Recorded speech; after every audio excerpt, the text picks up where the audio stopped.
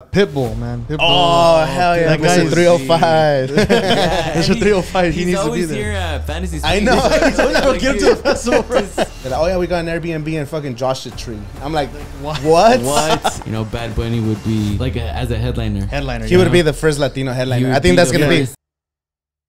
Two of the special guests that we have here today. We have my boy Ish. Yeah, what's up, guys? Thank you for having me. Yeah, I'm excited to be here. Host and produce a radio show, like a podcast for a station called Hits 101 Radio. I love music, so I get to do that. Just interview different artists, personalities, and so yeah, that's basically what I do. I produce and host. Legendary Valley DJ. Yes. Been to all the like celebrity parties, and there's something badass going on. He's probably playing it. So DJ Contraz. Yes. Thank you, man. Thank you once again for having me here. From Indio, been DJing for about 12 years now. Yeah, since about high school. That's crazy. You know, everything from weddings, quinceañeras, backyard parties, right? So you know that Ish.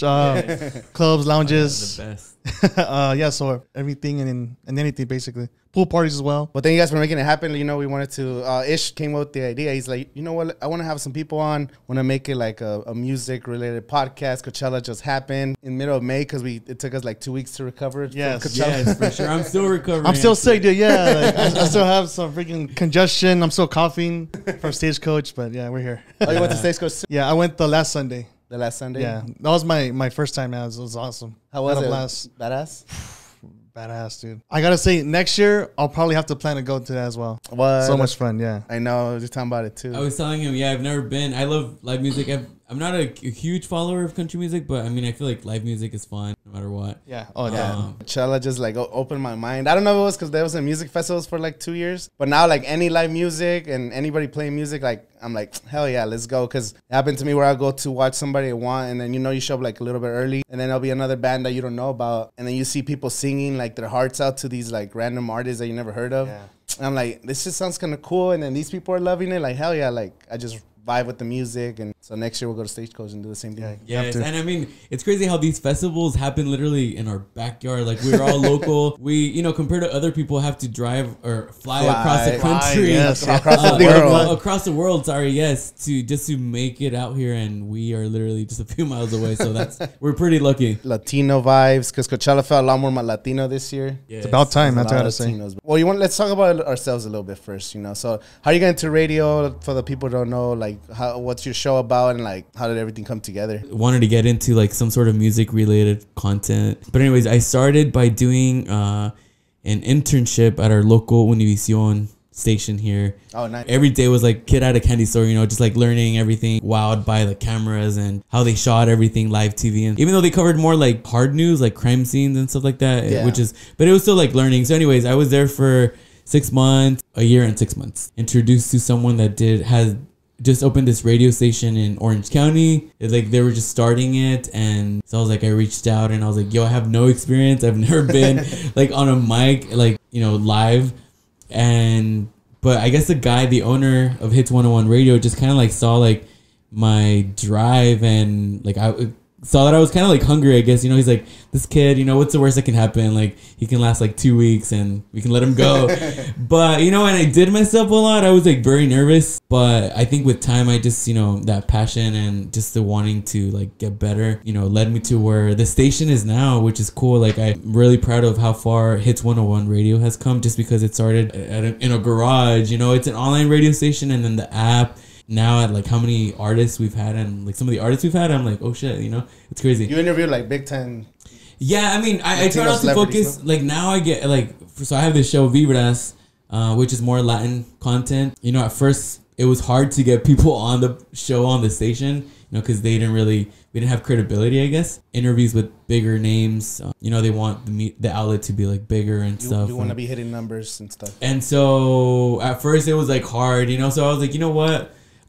We started like having people, and not to say that artists that aren't famous are any less than artists that are bigger, but you know, it just started with, you know, underground, and then little by little we started gaining credibility and more like momentum of the station. And now I don't even have to reach out to people. Like I have people reaching out to me like, hey, can I get this artist? Like, you know, we work with artists from Sony, like Columbia Records, and different PR companies that now reach out. So, and I mean, I still try to like, you know, interview. I like introducing like new talent to people and new artists because I think, you know, talent is talent. So yeah. So anyways, that's what I do, and yeah, just I love talking about music. I think that's my goal. Just putting music out there, like, or artists. You know? Yeah, just it's part of the conversation. You're giving exposure to small artists, interviews, and building relationships, and hearing their excitement or their new albums dropping and what it means to them.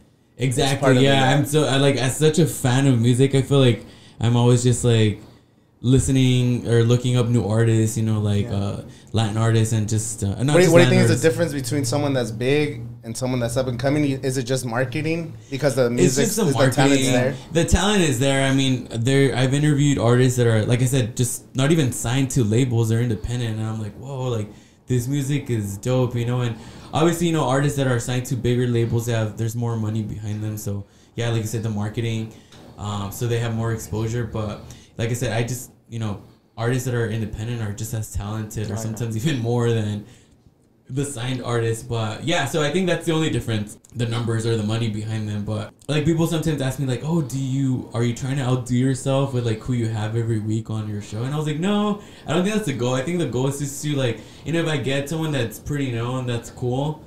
If the following week I have someone that's literally just starting and underground, that's cool too, you know, because it's music, you know, it's new music, and I think that's I enjoy conversating. And sometimes with those artists I actually have more time, so like with the bigger names, obviously there's a whole team behind them, so they just give you like more limited time. So yeah, just like you got 20 minutes, or sometimes they're like, hey, 10 minutes, like, or they're more, the interviews are more like points, like PR, points, more PRs. Yeah, exactly. Yeah, so yeah, but it's cool. Like I said, just talking about music for me is just like cool. So yeah, I like love talking about music. And of course, you're a DJ, so I'm sure you love music too. Of course. How do you guys start with DJing? Like, well, I know you've been doing it for 12 years, so you started in high school? Well, kind of out of high school. Let's do the backstory, right? I guess the whole love of music, right? I guess I don't know if you're born with it or something happens and you just get triggered and you're like, wow, I love this, right? You could say, I've already told this story to some people too, so, but you can say it really started back when I was like 8 years old, dude. I remember 8 or 9 years old, where I was living. There was a bunch of us kids around like the same age group, and back then that's when the whole pirating was going on, right? Like, LimeWire. I used to use Addis. Yeah, dude, I was hooked on that thing. I don't know how many viruses my computer got. My mom probably spent thousands of dollars getting the damn thing fixed, right? But I had this whole collection, and I would actually name them like Marco's Greatest Hits Volume 1, Marco's Hip Hop Hits Volume 1, or R&B Hits. So I had everything organized. I would even make like my own labels on it, you know, kind of like a little more official, right? With like the freaking track list on the CD and everything. Like you actually print them out. Yeah. Like burn them, you buy the big. Exactly. I was burning. Remember that? The little snapper thing? And you buy the little covers with like different colors to write in them. Yeah. So I was doing that, dude, when I was like 8 years old. And then, so then those kids, right? This one girl, she turned, maybe 10 or 11. And they had, we call it a party, right? But it was just like most of the girls were just together in the garage. And I somehow became in charge of changing all the songs on the 3-disc CD player, right? Those big boom boxes. Mm-hmm. And so that's, I guess you can say, I was like my first gig. My first gig. Seeing which song would probably sound good with this one, or what's gonna sound better next time, or this and that, you know. So that's, you could say that's where it kind of started for me, right? And then it wasn't until after high school where I really got serious into DJing. One of my cousins, he told me about this software where you don't have to use any equipment, right? And well, I couldn't afford turntables and a mixer and everything and big speakers, so we both agreed he would invest more on like the whole sound side, like the sound system, and I would just focus on the music. So I downloaded a cracked version of the software, and I downloaded a bunch of music, probably like from those CDs as well. I just put them on a hard drive, and I just got to learning that way how to DJ. And the breakthrough went through for class of 11. I gotta say, shout out to Indio High School and CV High School, class of 11. Man, they put me on in those house parties, man. Those class of 11 was something else. Yeah. Those backyard parties, man, were something else. So thanks to that, the hype was actually so high that I actually DJ'd Eno High School's prom 2011. Oh, wow. Shit. Yeah. Yeah. The one that, So it was like Paris theme. I remember that. Yeah, I remember that. So like the whole ASB body, like the all of the students, right? Angel, right? All your classmates, right? Your 2011. Yeah. I guess they all told the ASB president, "Hey, man, you know what? Let's get him on here. He's badass, this and that," and we made it happen. So that was my first big gig, right? And only like a year into it, which was dope. That's so cool, dude. That's awesome. And then from there, man, it's just grinding, dude. Just paying your dues, doing baptisms, doing this and that, and then ultimately now we just finished, right? It started in 2019, I believe, at Festival Campgrounds at Rancho 51. Yeah. For Coachella weekend and for Stagecoach. For those of you who don't know, it's this big. I don't want to say event. It's like a big Airbnb space.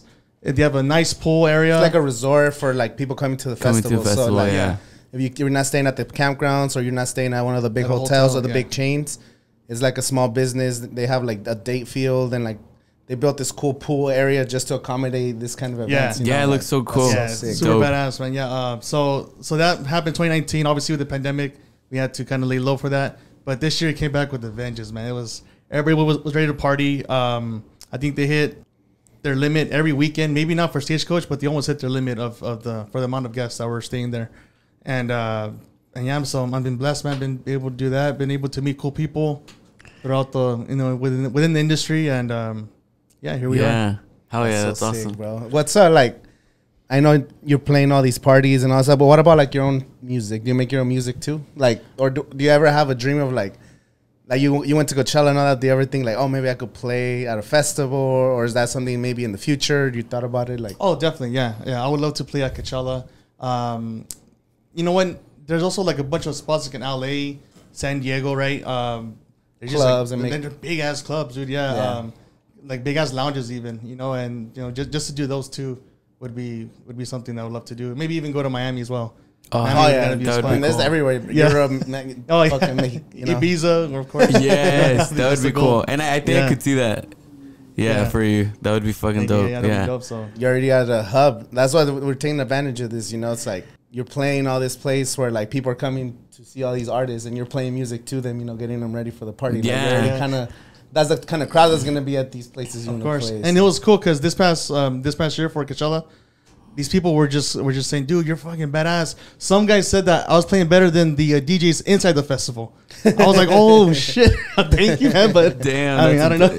That's sick. Yeah, and these people are from Spain, Florida, New York, LA, of course, San Diego, the UK.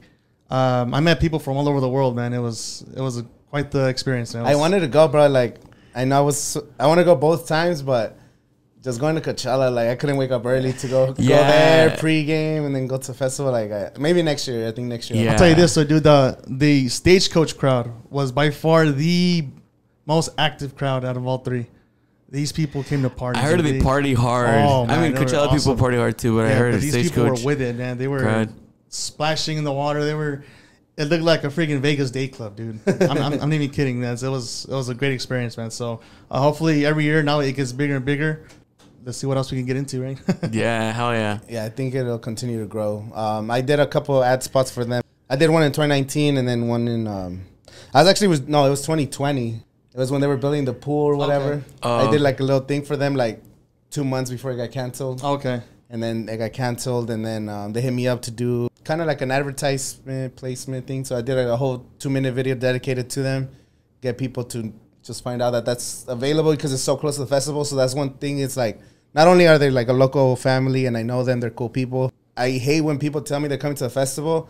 They're like, oh yeah, we got an Airbnb and fucking Joshua Tree. I'm like what? What? I know people that are staying Moreno Valley, Joshua Tree. Moreno Valley? Yeah, bro. Oh no. Beaumont. I heard of people saying in Hammett. Oh, what? No. I'm like, bro, like you do not. It's because maybe they wait till the last minute, but it's like you want to be as close to the festival as possible. Yeah. Even in Palm Springs, I get that there's the vibes, but it's like if you're focused on the festival, that 1 hour to get out of the parking lot and then go 1 hour to Palm Springs, like I just can't imagine. I think that, bro. This Indian Wells this way is as close as you can. Also, if you Uber, that Uber ride is like, you're gonna get taxed, dude. It's crazy. I just like, damn, like it just hurts my soul when I hear that. So I'm like, yeah, festival campground's 5 minutes, and then you could come with the group, so you could save some money, with the group, and it's like they got pool party, DJs, they have massage parlors, they had yoga. They have a yoga class. The first weekend, Foot Locker was there too. They had a little event. I saw that. Crocs and all kinds of stuff. Yeah, they had some Crocs stuff. So yeah, it was cool, man. So they gave away free stuff, no? Oh no. I know they had like these see-through fanny packs, but you had to do something. I don't know. I think like you had to follow them and share a post or something like that. Oh, okay. And then you would get like a free fanny pack. It was cool. That's sick. Yeah. That's awesome. Getting all the opportunities. Yeah, no, that's cool. I saw a lot of their content and I was like, damn, that's crazy. Like I said, it's like this like a few miles from where we all live. It's crazy. Next year, you guys need to be there, man. You guys need to go at least for one day. Go on Saturday. Yeah. You guys need I think that's the plan. I tried going this year. But you told me your situation. Yeah, I was like, I was too hungover. But because Coachella itself is a whole ass animal thing, man. It's like, crazy. Yeah, it's like going to Disneyland, dude. You gotta prepare all day walking. The whole week you're preparing. And you spend money like it's Disneyland too. Yeah.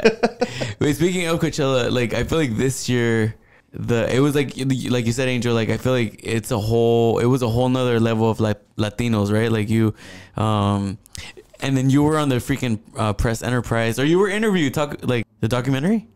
Yeah, no. The Press Enterprise was another thing. That was Vanessa Franco. She's a reporter. I think I don't know if she works with them, but she's the one that posted like somebody on Twitter, like, oh, anyone going to Coachella wants to do an interview, and she like tagged me in it. So Vanessa Franco, she's a co-host of this podcast called Can't Feel the Heat, which is the unofficial Coachella podcast. That's what they call themselves. Oh, okay. So they literally just talk about Coachella, like a weekly episode. Right now, I think they're taking a break because Coachella just happened, but like leading up to the festival, every week they'll be dropping like, these are the latest rumors. These are the latest news. Sometimes they get people from like Reddit that make the mock-up, like the set times and all that. Just everything Coachella, you know. And she's one of the hosts. And I've been on their podcast a couple times. And then she's like, oh, yeah, hit them up. And I hit them up. And then it was just a phone call. So they just asked me about like Coachella, where I've been to Coachella, you know, questions. And then I didn't even know who the publication was. I just did the interview. And then that's the one you posted. That was cool. And then you were also in the documentary, or like the live stream. Yeah, so I was on the Coachella live stream. I'll see if this week or the next couple of weeks I'll make the video. I have all kinds of like raw footage. Like Brian was recording the whole time when they interviewed me, so I have to make a video about that. Behind me, there's the poster for the movie 20 Years in the Desert that premiered in 2020 instead of the actual festival. Yeah. So in 2019, they hit me up on email. They're like, oh, we watch your videos.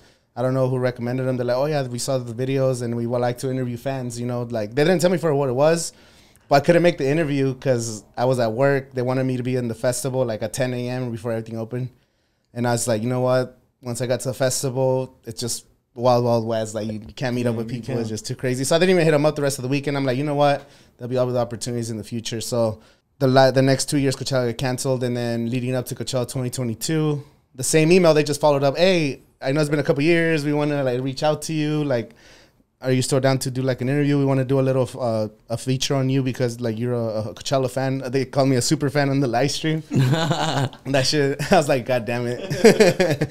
I was like, you know those when they show like on Univision and they'll be like, oh, this guy's been collecting McDonald's fucking stickers since like 1970. And that's me with the Coachella boxes and all this other shit. I'm like, God damn it. And they hit me up and then he's like, oh yeah, we want to go interview you. They're like, and I'm like, oh, where do you guys want to meet? He's like, it's okay, we go to your house. I'm like, oh, fuck, all right. So actually this room, I had just moved in here like 2 months prior. So it was a mess. Like I just had a desk and everything. And I was like, God damn it. So me, Alex, and Brian, like the night before, we actually set it up to look nice. And we set up all this stuff like last minute. So it looked cool in the video. And I didn't know what it was going to be. So I thought it was just going to be somebody coming to interview. But it was the actual director of the documentary, Chris Perkle. And then his assistant, like a videographer. And then a professional sound guy who's been on like movies. Like they like put a lavalier mic under my shirt. And then he also had the big boom. Like it was crazy, like a crazy setup. So that's pretty cool because I know about like videos and I watched like what gear to get to make better videos and all this. So seeing all that, like it just like it was just awesome. So nice. Yeah, this dude just came in, and then they just asked me generic questions like, first time you've been to the festival, what's your experience? How much has it changed since you first started going?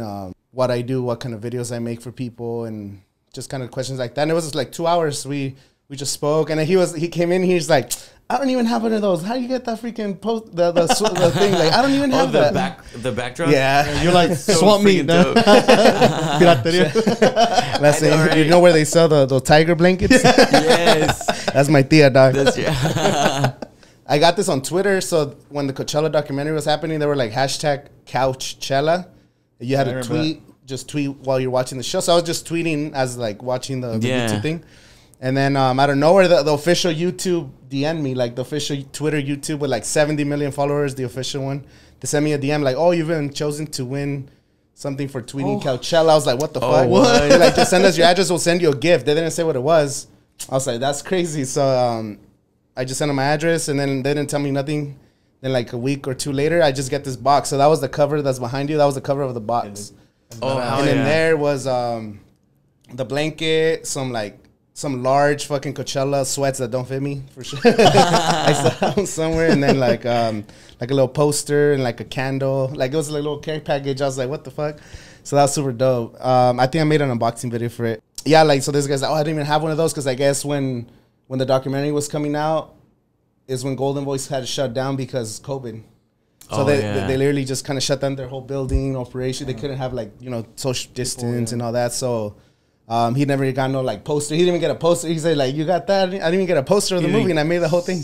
Oh, so damn. So it was like super cool just to get that that opportunity, you know, and just for making videos. But like we say, so let's go back to Coachella was really Latino this year.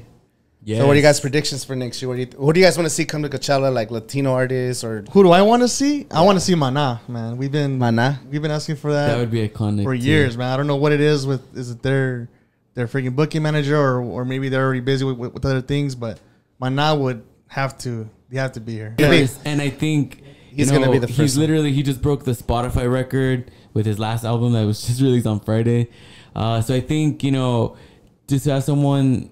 I think Maná would also be great, but I think Bad Bunny just as a headliner would be iconic and historic, you know? I think after Karol G, bro, like how good was Karol G? Like it blew me away how good she was, because I didn't really know her music like that. I knew the Tusa song, a couple songs, you know, everyone listens to them. But I didn't know she went hard like that. I was like, oh my God. And then she was better than Doja Cat. And she honestly, I think... so I went weekend too, right, to Coachella, and I always keep up with like headlines and media stuff, and I kept seeing the headline. I mean, I saw the live stream on first weekend, and Karol G, I think I forgot which outlet it was, but it was a headline that basically Karol G stole the night on Sunday. And I couldn't I couldn't disagree or agree anymore, just because I was like, I think what she did played tribute to all those songs, like she said, that were #1 and never got to be played at Coachella, like Selena, all those Celia Cruz songs, La Macarena, which is like, who doesn't know those songs, It's like every Latino. So I think doing that just kind of like was, historic, the whole crowd. And then weekend 2, she brought out J Balvin, which was like... Oh, the crowd went crazy. Crazy. So I think, I think what she did is just like... it shut a lot of people's mouths, I think, that ever doubted Latinos. I mean, and hopefully Coachella opened up their eyes like, yo, I think that's the direction where... I think there is more Latinos ever attending Coachella this year than ever. I think if... I forgot, I don't know if this is true or not, but I think I saw somewhere that most of the population, or there was a big increase in Latinos going to festival. I definitely saw it, bro. Like, even just for Grupo Firme, like how big the crowd was for Grupo Firme, like people are here watching it. And I had some friends who don't even listen to Spanish music. They're like, oh, we're gonna go check out. I heard they put on a good show. Like, that's the type of environment that they bring. It's like, what I also saw was a lot of flags. You never saw flags at Coachella. It was rare. You see Mexican flags, but this year, bro, I saw Brazilian flags, Brazilian, Colombian, Guatemalan, Nicaraguan flags. I was like, what the hell? I was gonna say, I actually wore on Friday, the day Grupo Firme played, I wore a shirt with the Mexican flag, and it said Arriba Mexico, cabrones. I know you've taken a flag before the Coachella that says locals do it better. No, something like that. Nice. I remember this. 2014, 2015. Yeah, I remember that. I don't remember what year it was, but I remember this always like brings a flag and like reps. Oh yeah, locals the weekend too. Yeah, that's the thing I noticed is like the flags and just the amount of people for Anita and Grupo Firme. Anita was a good show. ROG. I'm like, god damn. And then what blew my mind was watching. Do you guys see Natal Cano on Sunday? No, I missed his set. I saw the live stream, in which I like him. So I love like corridos and all that stuff. His music, I wasn't a big fan. Like I was like, I like a few songs, you know. I listen to them, you know, when you're listening to like those playlists. Because I really like Fuerza Regida. I love them. Yeah. Grupo Firme music. They need to come here too. I think that's they're gonna come next year because Grupo Firme is kind of like, Fuerza Regida is kind of like the more, you know, like, I guess talking more about like the drugs and all that. Yeah. But in the US side, Yeah, so like the Fuerza Regida next year. I saw them at the Microsoft Theater in LA. Wow, that show was sick. It was good. They did like 2 hours. They had banda, mariachi, norteño. They just partied too. So I'm like, I want to see them next year. So I went to see Nata because I since I've been both weekends, I saw Doja Cat last week. I'm gonna go see Natael. Mexican flags, fools with sombreros, and then like Nata. Like there was like the lighting was a Mexican flag. Before the show started, and then as soon as you heard the guitars, bro, because it was in one of those tents. It was at the Gobi. And they had 3 guitarists on stage, and that shit just with the fog, it sounded so sick, bro. Like, so Nata live just changed my whole perspective on him. Like, I get it now. Like, this music's fucking sick. And everyone was smoking, and it was just, like, sick, bro. And everyone singing the songs. I never thought I'd see this shit at Coachella. Like, I saw new stuff, corridos and stuff, too, but I didn't know that many people were watching them, choosing to not see Doja Cat. Because they're watching fucking Natal Cano at 10 p.m., bro. 10 p.m. on Sunday. That was crazy. 10 p.m. on Sunday, the Gobi fucking packed with like Mexicans, I didn't even know bro. that he played at 10 p.m. 10 p.m., bro. Yeah, like, he crazy. played late. And then he's like, Coachella no le gusta. Qué bueno que la gente de Coachella no le gustan los corridos. And everybody starts screaming. And then there's like hats in the air and shit. I was like, what the fuck? Yeah. So, you know, I got... Actually, with Grupo Firme, I had already seen them twice before last year. Yeah. And I think they're, you know, changing the game for the new generation of regional, you know? And they're putting... I mean, obviously, you know, there's been tons of other bands already in the past that have put, like, Mexico up there. But I think they're just doing it on a different level. I mean, they sold out the Staples Center last year 7 nights in a row. I think no other Latin artist has ever done that. Before they released the set times, I thought they were going to put them, like, earlier. Like 3, 4 p.m., yeah. But then when I saw that they put them later, I was like, yo, I think Coachella knows what's up. You know, well, it's based on streams. So I that's what I heard is a lot of the placements on like what time they play is based on how many streams they get worldwide. Sure, okay. I did not. So the more streams, that's what Doja Cat played like almost like headliner because she was the most streamed artist of 2021 or something. Grupo Firme streams are crazy. Like everybody fucking it's worldwide, you know. But the 7, I was shocked too. I thought we were gonna be like 4 p.m. in the sun. I was like, oh, that sucks. Like Banda MS was at 4. That was a little too early too. Yeah, I missed it. I was so mad. Banda MS. I couldn't make it. Yeah, I made it late. I just was like the last 20 minutes. Yeah, I know. No, but I was when Grupo Firme was playing. I don't know. I just got this like chills, and I was just kind of like, damn. Like honestly, like because on Why Win Weekend 2, and I think yeah, that's Weekend 2. Edwin Cass, the lead vocalist, he kind of got emotional towards the end. And my friend and I were like, dude, I was like, I don't know why I feel kind of like these emotions just because I was like, you know, we're Mexican and like seeing these guys perform here, like one of the biggest music festival in the world, you know, it's like, it's crazy. So I think that just was like very inspiring for, I think a lot of people. It was cool. And they bring an energy, you know, they make it fun. Yeah. So compared to other bandas, like I've seen, you know, like Calibre 50 or, you know, Voz de Mando, all that other stuff.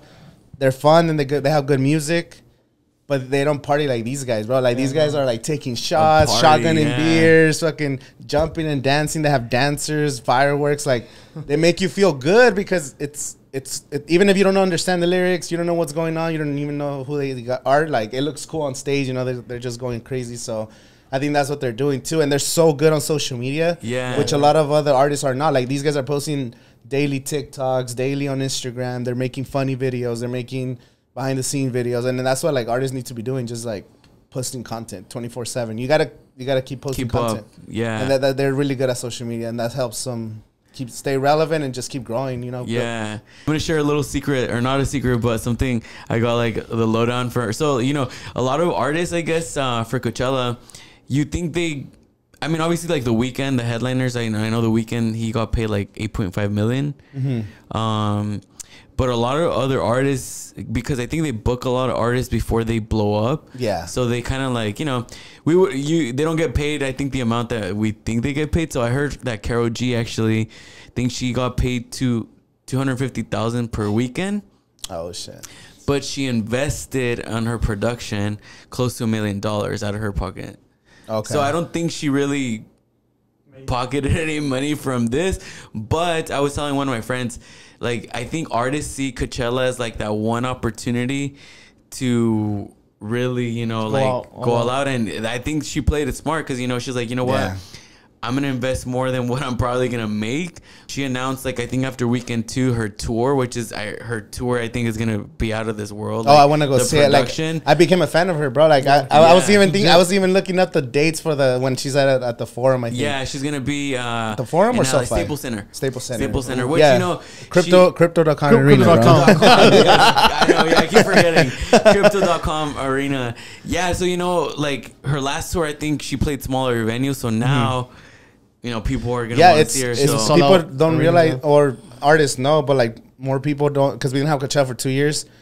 It literally stops the internet, bro. Because if you're an influencer, you're at Coachella. All the like TikTokers, Instagrammers, YouTubers, they're at Coachella. Weekend 1, they get paid to be there. And also the hardest artists, like Doja Cat, hardest streaming, fucking Grupo Megan Stallion was there too. 21 Savage. 21 Savage. Kanye West was originally there, but of course he dropped. The Weekend tour starts in the summer. Swedish House reuniting for the first time in 7 years. All this stuff happens every year at Coachella. Beyonce 2018. Even like fucking Lady Gaga replacing Beyonce in 2017, just killing it. You have so much moments. The hologram Tupac in 2012. Like Paul McCartney. This is Paul McCartney, ACDC, Guns N' Roses. That one kind of was fucking Axl Rose with a broken leg. Yeah, you remember that? It was bad. Back to the documentary, the Coachella documentary. I actually was still in high school when, Coachella was like kind of like starting to, obviously not as big as it is now, but back in like 2006, 2005, I think that's the year that Madonna came. Yeah.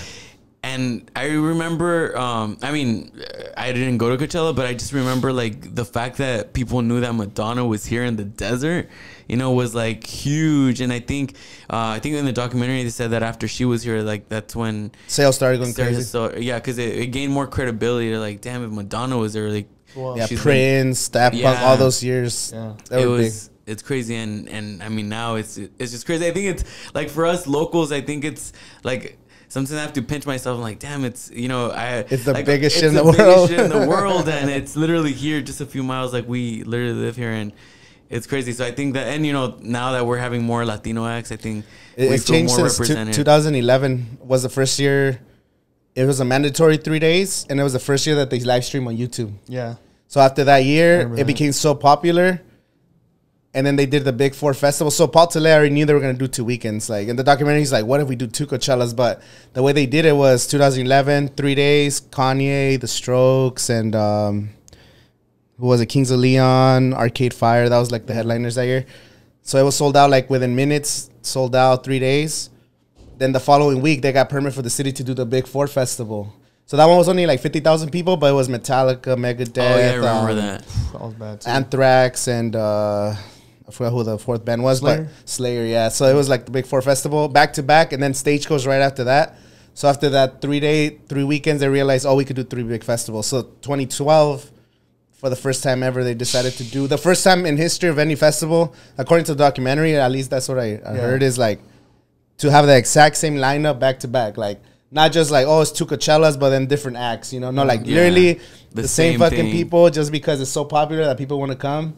And they literally made it happen. Like, that's crazy, bro. Yeah. That's when I went to that one, too. The second week in 2012. 2012. I went to that one, yeah. Yeah. Wait, when did you guys start going to Coachella? When was your first Coachella, I guess? My first Coachella was 2009. Oh, really? Oh, damn. Yeah. So that one I only went on Friday. I was a sophomore in high school, bro. Like, yeah. Is that the year the Killers were there? Or yeah, but I went on Friday. Paul McCartney was playing, but I didn't even get to see him, to be honest. Like, I went on Friday because of Molotov. You guys know Molotov? Oh, yeah. So I grew up listening to Spanish, rock español, all that stuff. And then that's the time when I was in my rock phase. I had like long hair and shit. So my sister, I went to the teen center, and I used to go there after school. And then they're like, hey, we got free Coachella tickets. Anybody want one? I'm like, fuck, I don't know if they let me go, but I mean, I'll take one. And my homie, he got another one for me. So my sister was, I think she was like 19 at the time or whatever. So I'm like, hey, I have 2 tickets. You want to go? And then they said like, what day? Only one day. And I checked the lineup, and I knew like all these other bigger names, but I was like, oh, Molotov. I love those foods. I literally went because of Molotov. So we went on Friday, and then she had to go to work like at 7 or 8 p.m., so we had to leave early. And I didn't want to stay by myself. I was 16. I didn't have a phone at the time. It was during the like recession times and shit. So I was like, how am I going to get home? I'm 16. I'm like, nah, I'll go with you. So I was a little scared, to be honest. We watched Molotov. We watched a few other bands, and then I was like, damn, this is sick. Like, I just thought it was cool. It was like a lot of hipsters back then. Oh, yeah. You had the Native American fucking headdresses. You know, it was more of a hipster, you know, old school festival. I feel like the music has for sure changed. Big time. It's all commercial now. It's all, back then it was more like a lot of rock. Well, obviously, rock's not as big. EDM was popping was coming up, house music was. Oh, yeah. Hell yeah. I think from like the 2009 to 2014, 15, that was like the phase of Sahara. Yeah. The legend. Let's talk about that, please, man. I miss the old Sahara. I'm sorry. The feeling that you get when you walk into that tight-ass space. It was cool. The struggle to get out. I remember when Calvin Harris played there. I think it was like 2011 or 12. Like 12. Yeah, I remember that. And he brought out Rihanna. Yeah. That was crazy. And Avicii played there too. I think 2012 he was on the lineup. I couldn't watch it. He played at the same time as Tupac. That's how stacked that year was, dude. I can't believe how stacked 2012 was. 2012 was so crazy. Avicii was closing Sahara, and Dre and Snoop were in the main stage, dude, with the Tupac hologram. That was actually my first. I was a late bloomer with Coachella. 2012. So I went 2012, and I didn't even go the whole weekend. I just went one day. Go to a full 3-day weekend for a whole Coachella. I think like 2015. 15. So I was like pretty late, but. Yeah, I know. Nah, it doesn't matter, bro. It's just whenever. I mean, that's so 2010, my second year. I went only Sunday. That one, my cousin snuck in on in 2010 on Friday. He said like, oh yeah, I just parked it because before you could actually park without having to show your bracelet, and then so he's like, oh yeah, some guy just like for $50 got us in, and then we went on Sunday, and then it was like 7 p.m. It was late. We only got to see like I only saw Phoenix and then the Gorillas. Ooh, was bad. So it was 2010, and it was some Mexican food picking up cans and shit. He's like, hey, primo, fucking, ¿cuánto? Oh, 50 bolas. And then $50, he got us into the festival.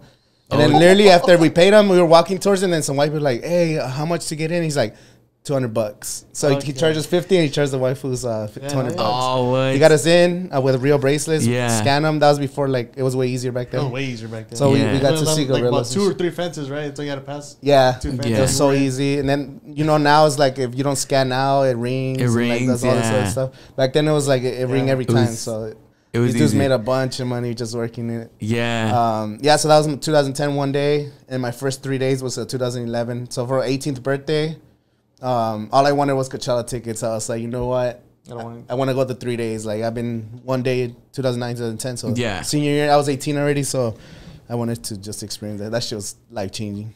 This year, my whole family went in. Like, even my parents, they're like in their early 50s, and they were like, we're not going to miss out. And so actually my parents went. That's sick. I want to take my parents next year. I already told them, I'm like, I want to take as many people as I can next year, because it's like, it's for all ages, you know. People think it's like, oh, it's crazy, and young people, and like nobody even knows the music. But I'm like, no, there's, you know, like 10 bands at least, you know, like if you really look at the lineup. Yeah, I heard someone make a comment about older people going to Coachella, and like, basically as if they shouldn't be going. I was like, dude, music has no age limit. Like, who are you to say, like, you know, like, I mean, I think the majority of the people that go are like younger, 20s, 30s, but I love seeing older people there. Like, and literally I saw like maybe a few people like in their 60s, and I was like, hell yeah, like, ladies. That's gonna be us for sure, bro. I'm gonna be that fool. We're gonna be like in our 60s, like going to Coachella, and like with in our 70s, bro. If I'm alive, 80s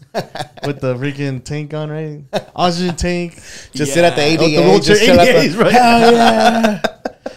Yeah, no, but I think it would be cool to see the first headlining act next year. I think it's about that time. The Latino artist. And Bad Bunny would be. But he could be a Sunday headliner, bro. He literally broke the streaming, and I heard he's dropping another album this year too. That's what I heard. Like, he just dropped another one this past Friday. When? Bad Bunny this past Friday. No, I heard he's dropping a second one. And second one? He probably At the end of the will. year. That's what I heard. Back in 2020, he dropped the 2 albums. Yeah, because I heard this is like the summer, and now he's gonna do one in the fall. Like this one's more like a heartbreak, you know, like like the shit. But the next one's gonna be like a banger. That's what I heard. Like, I wouldn't be surprised. And he's already one of the biggest artists in the world. So like, so for headliners, Frank Ocean's already confirmed. Yeah, and then Bad Bunny, and then I was looking at the tour dates. So I haven't made a predictions video because I want to make that video too for my channel. But it's like I was looking at the tour dates for Rage Against the Machine. They have a tour for 2022 and 2023, and literally ends on April 2nd. And they have nothing in California. And then the following weekends is Coachella. So I'm like, maybe they end their tour and then they end it with Coachella. So maybe them. That would be my third guess. Yeah.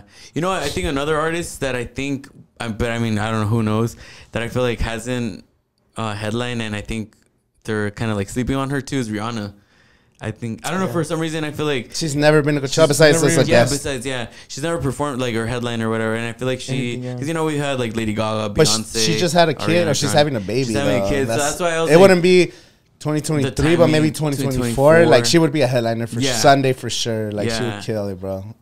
I went to see her the Anti tour. Oh, yeah. That was her last 15, 16? 15 or 16. Yeah. We went to San Diego at the Viejas Arenas arena. That shit was her last sick, album, bro. Like, tour, she killed that shit. And, yeah, she's even blown up even bigger in the last 5 years with her brand. Like, she's huge. Everybody loves her, so. You know who else needs to be at Coachella? Maybe not headliner, but give him a slot. Pitbull, man. Pitbull. Oh, hell yeah. That guy is 305. It's a 305. He needs to be there. He's always here at Fantasy I know. Like, get him to the festival, bro. He's like, they don't get me to play, bro. Might as well just. Dude, he would destroy, bro. Fuck. He would destroy his energy. Oh, yeah. Dude, he's got nothing but bangers. Like, that's his career is just like bangers. Yeah. Or, you know, another one, I thought of Bad Bunny, and also maybe like, since he's retiring from music, Daddy Yankee. Oh, his final. That would be his final festival type shit. You know, that would have been amazing. If they just kind of like, they pay him the right amount of money, like, yo, just do 2 weekends and give him 10 mil right there, man. Yeah, just go into the sunset, fucking like a pioneer in the industry, you know. Yeah, Daddy Yankee would be Shakira, bro. Shakira would be. She'll be Latina and female because they want the diversity in the lineup now. So like perfect, bro. Like she would. Dude, I know she would be amazing. She would kill, and she's like a worldwide artist. So like everybody knows her stuff. Yeah, bro. She sing that Waka Waka, bro. I'm gonna be crying. Dude, yes, yeah. I'm gonna take a bubusela. Fucking World Cup. But yeah, I'm rooting hard for Bad Bunny. I don't know. I feel like I think it's time. It's time, yeah. Because he was back in 2019. That was a badass show. Yeah, he was there in J Balvin too. I think he's headlining Material this year. Like for next year. Maná would be huge too. Everybody knows their song. I'm telling you, Maná would. How that would be actually really that would be cool. almost like a headliner. I think. Yeah, I think they would. Think they're that big. They're that big. I mean, yeah, they're. I think right after Grupo Firme, they're the only artists that have sold out the Staples Center like so many nights in 1 year. Oh, nice. I'm gonna go watch them in July. Oh yeah, at the Forum. At the Forum, they have a residency there, right? Yeah, the residency there. So I'm excited for that. That's crazy. Yeah, it's like artists like those, they're just iconic. They never age. You know everybody their song. Yeah. Who else? And then Muelle de San Blas. I love that. Café Tacuba back would be cool. I know Café Tacuba times. I watched them. I'm going to that festival in December.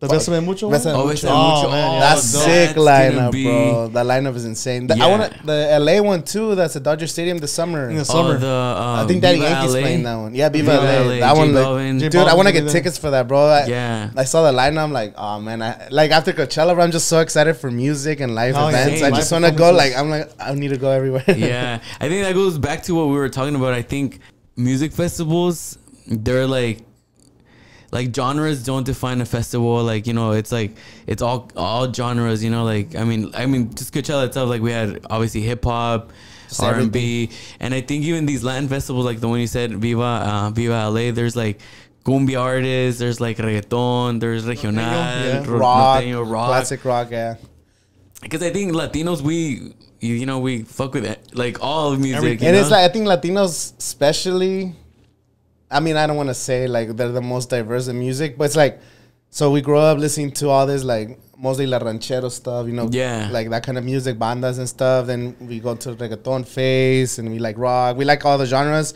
but we also like all the hip hop and all the English music and the classic rock. So it's like we get everything, you know? Everything, I don't know. That's just the way I always. Yeah, no, I was just reading that Latinos are the biggest consumers of all genres. Yeah, because we, like you said, we kind of like have the best of both worlds. We like speak both languages. Yeah, you know, speak both. Yeah. So I feel that for sure, 100%. For some hip hop at Coachella too next year, that could be headliners. Kendrick dropping an album tonight. He drops an album in like a few hours. Yeah, and then, that's true. J. Cole's never been to Coachella. He's big too. J. Cole's overdue. I would like to see Travis Scott. I know too soon, but I know if Travis Scott was playing instead of fucking The Weeknd on Sunday, it would have been so much better. Or Kanye, oh my god! Like I was gonna say, honestly, The Weeknd was just boring, he's good, but he's too slow for me, man. So the first like 20 minutes of him was sick. I'm like, oh hell yeah, The Weeknd. I forgot he was coming. I was just like so into Swedish House. I'm like, Swedish House was dope. Swedish House was fucking insane, bro. Like the lighting. And then The Weeknd came on. I'm like, okay, cool. Like a change of pace. Like he's singing, doing this. But then after like 20 minutes, I'm like, I was just dozing off, bro. I was like, I'm tired, bro. Like, he's not headline material. I'm sorry. He's a great artist. I love his songs, but he's not headline material. That's my opinion. No, I thought the same thing. Yeah, and my brother probably hates me for this because he's the biggest Weeknd fan. But I was like, bro, I like you said, I like his music, but I just think he's more like a Friday when people still have energy. You know? Like Friday night, Saturday. Coming right after Swedish House Mafia. Who just turned it up. Like you went from like... You know, it was crazy. He's like a 8 p.m. artist, you know, like 8 or 9 p.m. artist, not even right before the headline. Yeah, right before. It would have been nice, you know. Like I know he's got good music, but just not for closing out the festival. It should have closed with Swedish House. It should have been The Weeknd first, and then Swedish House. But yeah, like if Kanye was playing, it would have been like, I would have been wait till I get my money. Like it would have been going crazy. Well, it depends what he would have played. Yeah, that's anything. He has a big catalog. His catalog's crazy. He would have brought out Travis too for like Sicko Mode and all this shit. Oh, dude, the whole fucking grounds would have been shaking. But the black skinheads, I would have gone ape shit. Black skinheads, put my themes on. No, for sure. I agree with that too. No, it's just all good stuff. So next year for like regional, I think Junior H is gonna be there. He's blowing up, bro. Like he's gonna be bigger than Nata, bro. Like that fool's his music's so cool. Legado 7, Fuerza Régida. Yeah. We coming in. Fantasma would be nice too. Fantasma or like Calibre 50 is huge too. Voz de Mando. That would be cool. Voz de Mando. So they actually go to Coachella every year, dude. Yeah? Yeah, like the just as fans. The main singer, the accordion player, Jorge. Yeah. I always follow him right on IG, and he's always at Coachella. Dude, he would be in the Sahara tent, raging with everyone. Like, sick! So he's a big music fan, you know. Oh yeah, like I would love to see that. That's norteño. They haven't had norteño like that. Yeah. So for him to, or maybe like he needs to play. Of course, fucking like another banda that's like Le Recodo, the biggest banda. Oh yeah. Or La Arrolladora. I love La Arrolladora. That's my favorite. That would be cool too. Like something like that, because they're already bringing more bandas, so they could have a little more. Maybe there's more Latinos next year. Yeah, I think so too. I mean, obviously, like you said, I think they're still gonna keep the hip hop and other genres. But I think for sure after this year, I think that Coachella, the organizers are gonna be like, yo, like the Latin artists are gonna be like a big staple of Coachella. Yeah, for sure. It's just a whole new vibe, and they saw how much they were just having fun and partying during Tail G. You know who also be good too? Osuna would be dope. Oh yeah, Osuna would be cool. He's been putting up numbers for a while. At least I think he has been. No, for sure. I was watching some prediction things on like Reddit. Some people put like Raul Alejandro too. Raul Alejandro, yes. Jay Cortez, kinda. Raul Alejandro will be good. Osuna for sure. For sure. Farouk, I don't know what his deal is, but I mean, if he was still down to perform. Yeah, Farruko, yeah. Well, he's playing. Isn't he playing like Baja Fest? Baja Beach Fest, yeah. He's playing. Yeah, which I'm actually going to that. Yeah. Oh yeah. Yeah, he's I think he said he's retiring from like reggaeton music, that's right? The thing, he is. Yeah, oh shit! I didn't know that. When he converted. Yeah, he's like he's a Christian. Did you know that? No, I didn't know. Yeah, he did. Yeah, dude, like in the play middle of his show, right? Yeah. He just starts talking about God and you need to find the light and, you know, confess your sins. The middle of his show, dude. That's crazy. Yeah, and then so... Were the crowd booing so, obviously, like, you know, he has contracts, so he needs to complete his all his tour shows, dates. Yeah. But he doesn't jump up anymore. He doesn't sing them, like, with enthusiasm. He's not hyping up the crowd. Damn, that's crazy. So that's why I said, I mean... We'll see how he is next year. You know, if he's still about it, it'll be cool to bring him in. It's gonna be him and Kanye doing like a Sunday service. I know, right? Yes, yeah.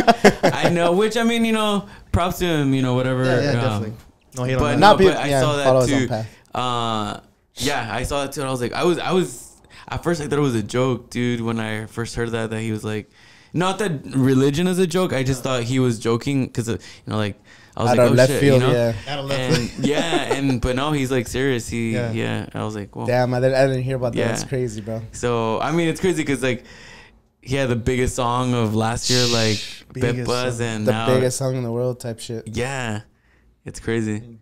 But we'll see what happens with that. What's like some low-key artists that you've had on your show that you think are like, oh, these guys are going to be maybe playing festivals or doing something big? Yeah, you know. Someone that we haven't heard of that you think are... You know, it's funny. I was thinking of that the other day just because now you just never know. Like, you know, it's like Grupo Firme. I remember first hearing about them like in 2019.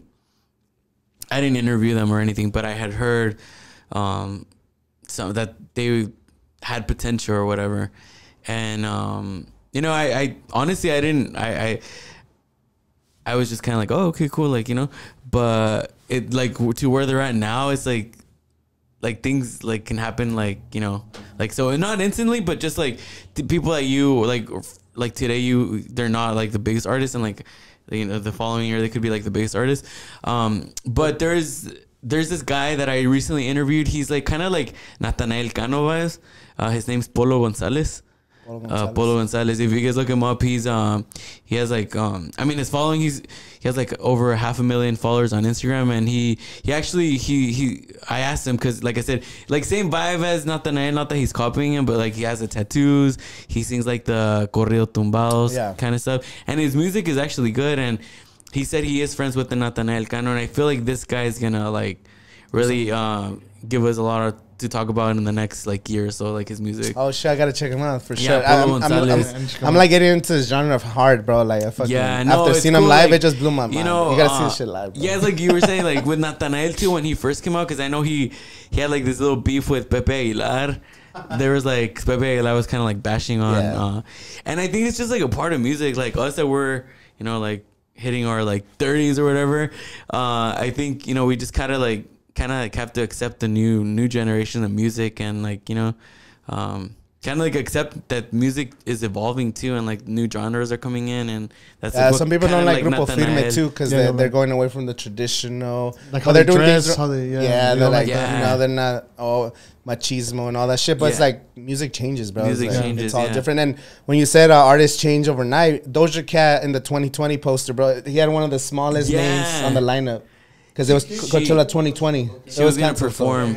She was one of the smallest on the line. She was going to play like at 3 p.m. or something. And then literally through the pandemic, streaming, TikTok, she comes back at fucking 9 p.m. on Sunday, bro. Like within like you said, a couple years, just boom, blew up like crazy. So that happens, bro. Like it's crazy. You never know. Yeah, I remember actually back to 2018, actually, the year that Cardi B performed. That show was. She was all pregnant. She was pregnant, on the pole. But she actually, she was, I think, on Hot 97 something. In an interview, she said, so they booked her, obviously before she was, by 2018, by the time she performed at Coachella, she was already like huge. She had already released her album. But they booked her the year before.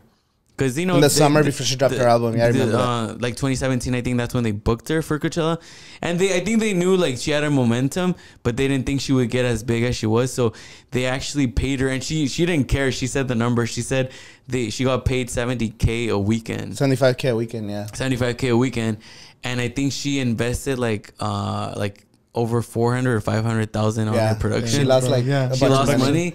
But you see, like that's what I'm saying. Like by the time she was actually performing, she was already one of the biggest artists that year. Like, it's crazy. So her album, I think like every song except one was like in the top 100, trending. It's crazy. So I think she would be cool to come back too, because she performed pregnant, which she couldn't give her best. Yeah. So next time she's a little bigger, maybe she'll drop a new album. Could be cool. Yeah. I think she would be dope too. Like see. Back at the Coachella stage, and so I think there's a lot of artists, like new artists. That's why, like I said, I don't. So you gotta go to Coachella. Like if you're listening to this, go to Coachella. No matter what the lineup is, just get tickets, bro. It's gonna be the best experience, man. Yeah, that's what I was telling for people. All ages, like all genres. Doesn't matter what kind of music. Like I couldn't. I think I would have been mad at myself if I would have missed out on this year, because like I said, all the acts that were playing. I'm glad I was able to experience it for myself and not have someone just tell me or like watch it over the live stream. Yeah. It's a different experience for sure.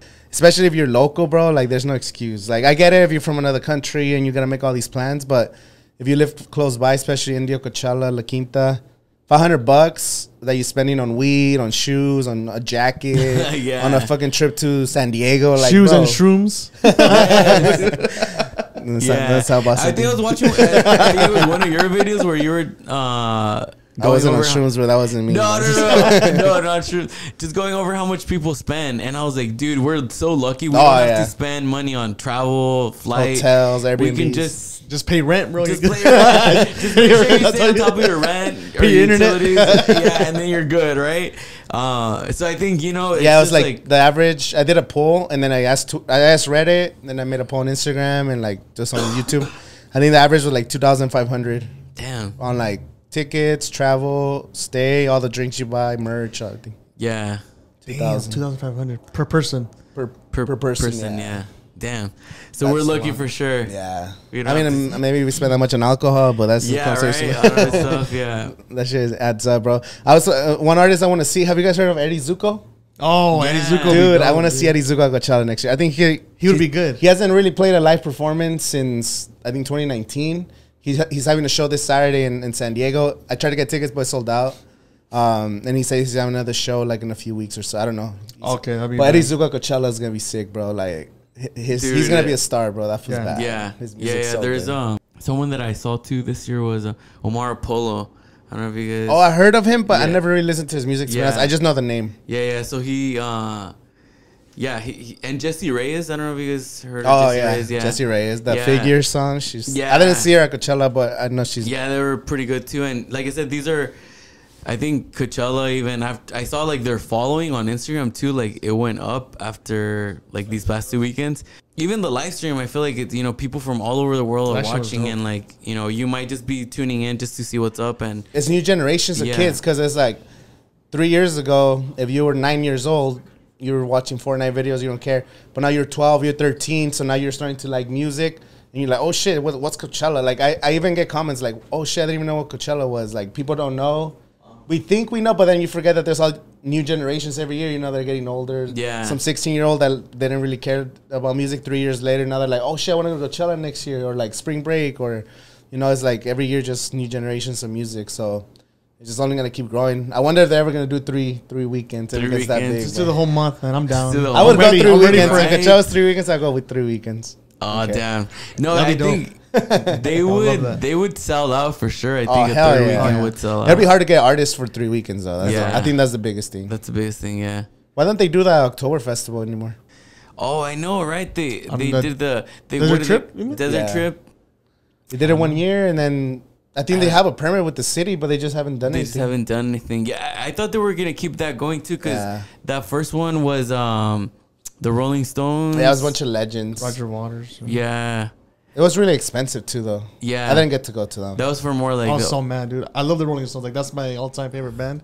And I couldn't go. I think I had to work or something, dude. It's stupid. Yeah. No, that would be cool to just bring back, like, iconic, like, bands. The Red Hot Chili Peppers coming back would be dope. Yeah. Oh, yeah. And they could come to Coachella, too. They've been to Coachella a few times. 2013 was last time. Oh, yeah. Yeah, no. They headlined, actually. They were headlined. I remember it was super windy. It was windy, yeah. Yeah, bro. I remember eating all the dirt in their performance. Dude, that's the one thing about Coachella. Pharrell, they remember Pharrell 2013? Pharrell was bad. He lost his voice. I love that. I can't sing, but I'm going to keep trying. Fucking. And then the crowd was like singing the songs for him. Like, he lost his voice. Yeah. No, yeah. It's funny because the wind is like a staple also in Coachella. I'm still sick too from Cisco. Yeah. It's just you're just eating dirt, bro. Yeah. I walked in with no bandana, no mask. Like I forgot to bring them, and I paid the price. That's that. The only thing about weekend one. So you asked me before. Was it before the podcast? Or after? Which was a weekend one or weekend two better? So weekend one is way less people, bro. I don't know. I think it's because all those events that you guys were talking about, all those after parties and exclusive shit in Thermo and the Revolve and Palm Springs. A lot of people with tickets, they're not at the festival. They're doing all these other like PR things or going to these exclusive parties. So it's way less crowded, and then the grass is green, so like there's not as much dust. But the music and the vibes are definitely better weekend two. It is. The only thing is like for those people that come to Coachella that are going to those parties outside of the festivals, like why aren't you at the festival watching Karol G and watching all these amazing performances? Like I get like the exclusivity or whatever, but I'm like, you're over here fucking at some backyard cool looking thing. But you're not at the festival. Let me also tell you though. So one time, 2019, I went to the Zanyara estate right here in Thermal. Adidas party, bro, right? So Adidas was hosting it, and Diplo was playing, dude. And there was only like 120 people there. Yeah. So it was like a freaking backyard party, and Diplo's playing, bro. Like, tell me what's not cool about that? You know that's cool, but it's like or watching fucking Grupo Firme with 50,000 people. I think that's just a better vibe. I get that's cool, but I don't know. To me, they're both cool, but they're both cool. I'm pretty sure they're both cool. But I get you. That's why I think I chose, like, ever since I started getting access to some parties. I think it wasn't actually till like 2019. That was the first time I actually went to like the parties. So I was like, okay, like I'll rather go weekend one to the parties and then weekend two to the festival. So you can do both, you can do both. That's what we do, yeah. That's smart. Yeah, but if I was only here in the desert, I think I would choose to go to the festival, like only one weekend. Yeah. For me, I don't know. I just like to party, bro. I'm just trying to go hard right now because I know like in 10 years I won't be going hard, you know. I'm gonna be in the back. It's all mindset, bro. It's all in your mind. I see fucking old people running marathons at 6 years old. I'm gonna be fucking the mosh pits. Dude, let's go. Or we just gotta prep up like a month or two before Coachella and just like do it. We're gonna do like a community fucking running up the 74. We're gonna do yoga for a whole year, bro. Get immune to all the dust, you know. Just start like don't drink. Just get a bunch of like gardeners to let us borrow their blow dryers. We're just running around in circles in dirt. Yeah. No, but for sure, I think we're like lucky to just be here, and that's what I always like.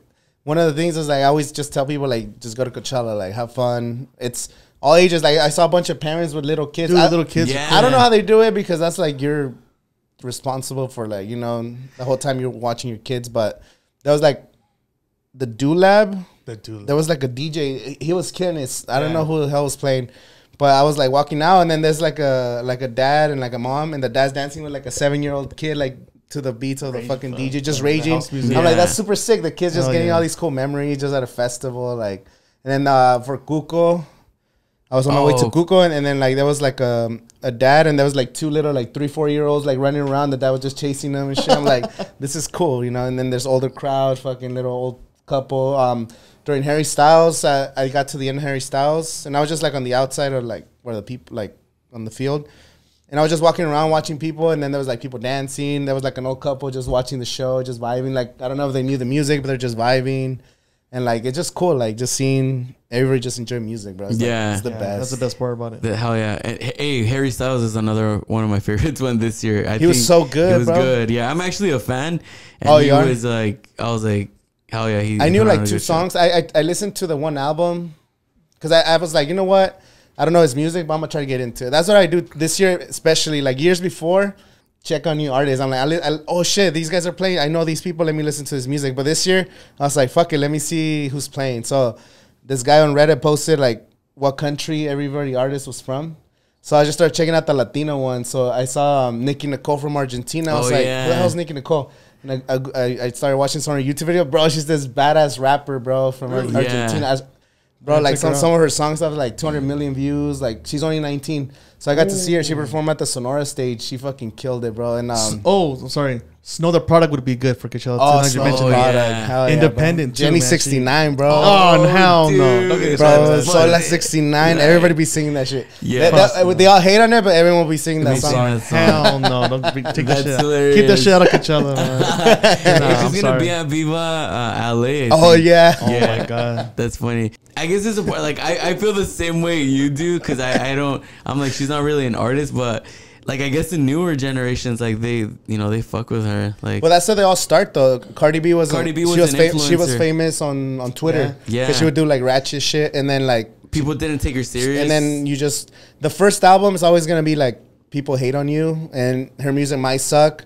But like by the third or fourth album, then she might be good. I don't know. You never know. That's how usually these, and especially now it's like all these producers make you sound good. Even you know, like all these rappers with auto-tune and there's a cool beat. I'm like, all this shit, that shit sounds good. Fucking like like it's all about the production for the music videos. Make it cool and just make it like fun, marketable, music, you know? Make it marketable, and there's a crowd for everything. Yeah, for sure. And the thing is, there's a power to people knowing your song. Yeah. So that Jenny 69 shit, everybody fucking like was making fun of it. That everybody kind of knows about it. Yeah. And now once he does her concert shit, there's gonna be people singing, and there's like, oh, I want to go see her fucking flop at the next event, and then you watch her live, and then, but it's still generating money though, you know, nonetheless. Yeah. And it's just it's the same shit. Yeah, for sure. I think I'm gonna start singing now, dude. So let's do bro. Start music. So do you do your own music? Because I don't. Have you ever? I don't know. No, right now I'm just DJing. Like, is that something you ever want to do like later? Because I mean, yes and no. Yeah, that's just yeah. Let's just say yeah. Eventually, like I would like to go in and produce music, maybe edit some remixes. Of some songs. You play with music all day. I feel like you just want to fucking. You do the remixes. I feel like DJs are. You guys are in a sense like artists. You know, you are. You're reading the crowd. You're like, okay, the biggest thing. I know when I switch to this, it's gonna get crazy, and then boom, and then pop. Yeah, I think honestly, what you guys do is amazing because, you know, you're like you have a live crowd there, whether it be like you said at a quinceañera or a pool party or a festival. Like you're controlling the environment. You're controlling the atmosphere basically. Yeah. So like let's say. For a DJ to perform at a festival, how did you play like music that's not yours? Did they don't matter, or like you have to get like licenses? Like how does that work? The majority of those DJs, they play songs that aren't theirs also. Oh, okay. The majority, like in the Do-Lab, they'll play tracks of other artists. Yeah. Oh shit. So it's not just 100% their music. No. So it's like a mix of everything that they hear and their own music. Because there was emo night. Do you guys see emo night at Coachella? Oh yeah. So emo night was I saw that these two guys. I don't know the history, but I just kind of got into them like way last minute. But it was they started throwing shows in LA called Emo Night, and all they do is these two DJs would play throwbacks, fucking right? Chemical Romance, the emo shit from the 2007, 2008. You know, Evanescence. They have that in LA still, like every those guys got invited to play Coachella. What? And all they did was play like old school rock songs, and then they brought in Papa Roach, the guy from Papa Roach. He sang The Last Resort. And then they brought on the dude from Hey There Delilah, and he's playing White Tees. And he sang Hey There Delilah with the guitar, and everyone was singing. Oh, that's so like, and then these dudes with like tattoos and shit. Like, we're not even supposed to be here. We're fucking. And then everyone was just rocking out, like, and they literally just play that genre of music. Other songs, like DJ. I mean, everybody like Calvin Harris. Like, there's a lot of songs that weren't his. He played them. AM as well. DJ AM. Back when he played at Coachella, those are all just regular hip hop songs. You know, he just never mixes them. But AM was a whole nother animal. That guy. Yeah. You know which one I really like? Flostradamus. Flostradamus. Flostradamus was hard because it's like EDM, but they mix like hip hop shit into it, and that shit just. It was the whole trap thing. I remember when they played. Was it the Mojave the first time? Yeah. When they brought out Big Sean. Yeah. Waka Flocka, I think too. They brought out. Yeah, and it was like like almost sunset. I think it was like 5 p.m. or something.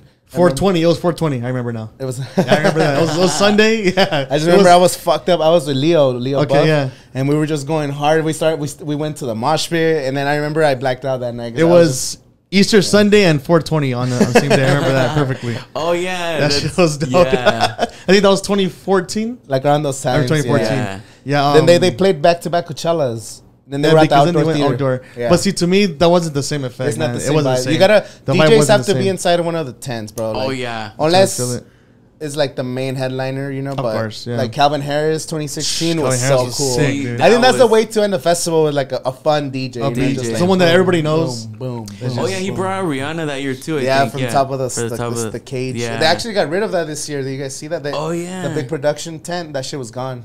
Really? They literally lowered it down. And the production was way better this year. Like sound quality, the image, like the shit at the fucking Gobi and all that. Like the stages look so sick, bro. Yeah, the main. I mean, the Coachella stage this year was on another level. Like, dude, I remember, I was far. I forgot where, and you could hear like the sound so clear. Yeah, and the big screens. It looks. There's actually something to. I get like some people want to be super close to the front, but where I watched Karol G was like so cool because I'm like I could see the main stage and then I could see the two. So I was in the center. Oh yeah. Or like towards the product where they have the speakers. So where they have like the control panels and shit. So I was able to see the people on the performance, but then both screens, and you see a center. So I'm like, oh, that shit looks sick. Yeah. Because some of them I like to get close, but to the side, because you could get to the front, but then you're a little bit to the side. You know, you're not like facing them, and it's not the same. Like I feel like the best experience is looking it forward, like literally centered, bro. Like that happened to me at the Sahara. The right now. Weekend 1, I saw Big Sean from the side, and I'm like, oh, it was one of my favorite sets of the whole weekend. Big Sean was so fucking sick.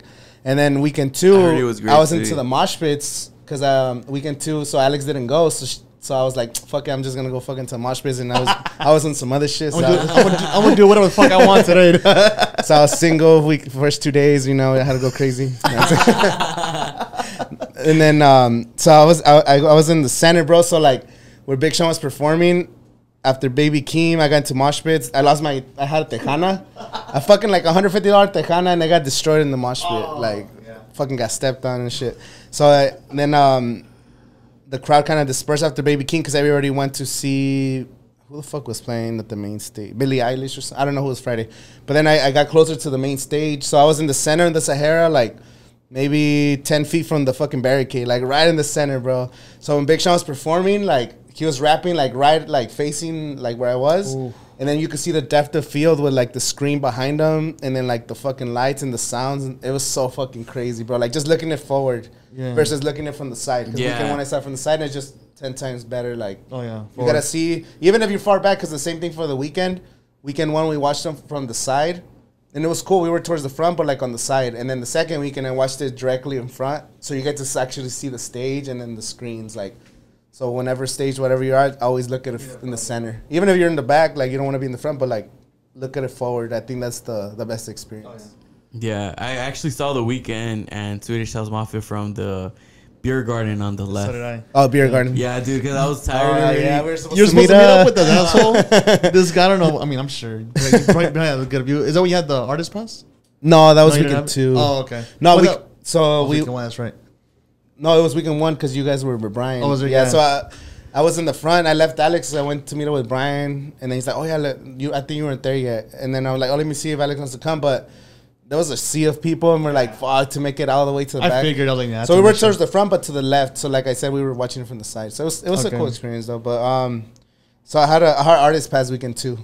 Yeah, it was. Oh, nice. I had like backstage access. I saw fucking Becky G in the back, bro. She's like this tall, bro. Yeah. It was you didn't ask her for a picture. No, I saw her like walking away, and she had like 3-4 security guards, you know, and then I saw Nata Cano though. I got him on my vlog. I saw that, yeah. So I was literally as soon as I pulled up in there, I was just right there ready to watch Grupo Firme, and then I saw people taking pictures with Nata, and I was like, fuck it, I'm just gonna get like behind the people, and then I was like, oh, you want to just say what's up to Coachella? He's like, oh, saludos a Coachella, fuck corridos tumbados, whatever. He was high as fuck the whole time. Yeah. And then it was cool though, like I liked it, but I like being in the crowd. So that same day, I started with like going to at the Sahara, I went to the artist pass area. But it's not the same, bro. Like the people there, no one's really goes hard. Like they're all just passive watchers. And I don't know. I like to be in the fucking thing. So that's why I left. I literally left the artist section to go into the crowd, to go in the mosh pits and everything, bro. Like I just had the best time. Like it's just more fun, Yeah, but the convenience is with the artist pass, fuck, bro. Like being able to just go in and out without having to be fucking crushing people and like all that stuff. Yeah, they have better restrooms too, I think. Yeah, better restrooms, and then on one of them they had fucking like from 2 to 4 they had like free food. What? I got there late, so I didn't get any food. But then at the other stage they had from 2 to 6. It was like I don't know what it was called, but at the side of the Sahara tent.